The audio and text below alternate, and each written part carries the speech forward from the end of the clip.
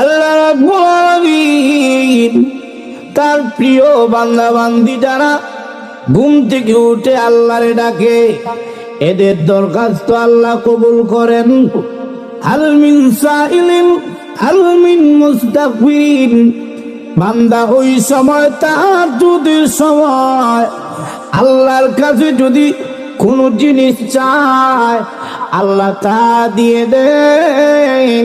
কোন মানুষ যদি আল্লাহর কাছে ক্ষমা চায় তাহাজ্জুদের সময় চোখে পানি ছেড়ে দিয়ে কানলে মহান আল্লাহ ওই বান্দারে মাফ করে দেন।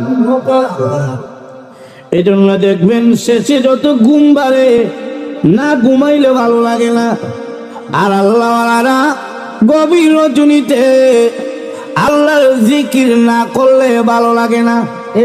আরো তো এখন লিখে না জিকির করেন। আমরাও কিছু উস্তাদের জিকির করছি শেষ রাত্রিতে, আমরা ঘুমাই আর ওনারা জিকির করতে। আল্লাহ তাতমাইন্নুল কুলুব।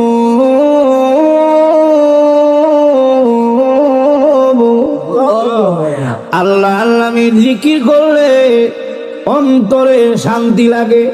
এক আওয়াজ দিয়ে এখন ঠিকই না।